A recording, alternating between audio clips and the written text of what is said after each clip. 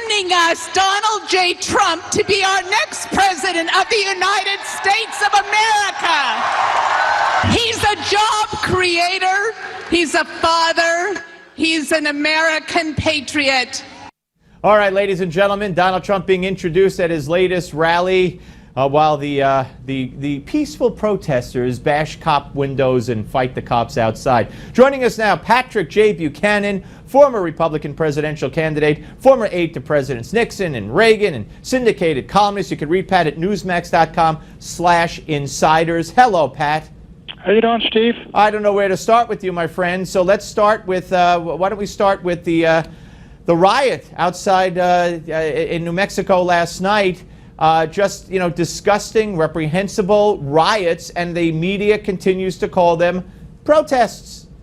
Well, I think enough film of that and people seeing them wave Mexican flags and even having them bleep out the words they're using, and the American people can make up their mind if they see enough of this on television. And I don't think the way the media play it as though this is just a peaceful demonstration and got a little noisy, I don't think it's going to go over well. Secondly, I think these events are going to help Donald Trump. I mean, I go back a long time ago, and what happened in Chicago in '68, where I was, certainly helped Richard Nixon and damaged Humphrey badly. Yeah, I couldn't agree with you more. I couldn't agree with you more. I was watching MSNBC last night, and we're going to play some of this later. And I thought I was living in an alternate universe with Chris Matthews and some of the panelists defending these people as legitimate protesters responding to the antagonistic sayings and policies of Donald Trump. I heard, I was listening to the radio this morning, and they ran a clip of I believe it was a gal on CNN said, "What can Donald Trump do to stop these?"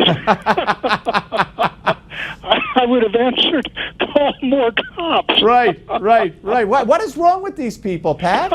I don't know. You remember they all invaded his hall and shut him down in Chicago. They're in the streets yelling. They said, "This is what Donald Trump produces."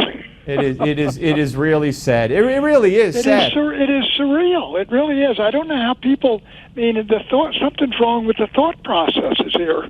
I couldn't agree more, and I agree. It's good. It's going to help Donald Trump. It really is. All right, let's move on to Hillary, and the Inspector General from the State Department issued his 83-page report today to Congress. And it was devastating for Hillary. We reviewed some of this earlier. Her use of personal email account was not appropriate. There were attempts to hack this. They had to shut down the whole thing. Hillary did not cooperate with the Inspector General of the State Department. Neither did Uma and other top aides, which is just, to me, outrageous. They also found that there were warnings that hackers were targeting personal email accounts. At the very least, Pat, what does this do to her? Well, I think it darkens and it deepens the scandal over those emails. It shows her to be irresponsible as Secretary of State and not fulfilling her duties. It's a distraction for her campaign and draws her right back into that. And I think, Steve, it points to real problems for Hillary in the FBI investigation, which even if the State Department, does not say it was criminal misconduct, they're saying she behaved grossly irresponsible in her duties as Secretary of State. Yeah, absolutely. And what do you make of her not cooperating with the investigation? I mean, there's an element of real arrogance here. If you have something, suppose you'd set up your private server and made a mistake, but then somebody called and said, "Look, they're seeking to hack it. They're outsiders. You can't do this." I think you would immediately, just naturally, reflexively say, "All right, good heavens, shut it down. We'll do it out of the State Department." Yeah, absolutely. Let me ask you about the race right now. How do you account for the fact that Donald Trump? I know it's May, and you could tell me better than I could tell you that how significant polls are in May, but the shift in the polls that we've seen over the past month, where Hillary had double-digit leads and now Trump is either tied or leading her. What do you attribute all that to?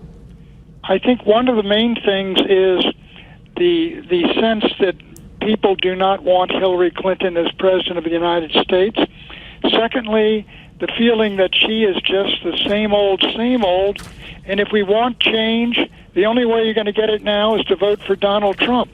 that to me is the only thing that can explain, Steve, why Donald Trump has a positive rating of 27%, but he's beating Hillary Clinton 46 to 44. Yeah, and her positive rating is 29%.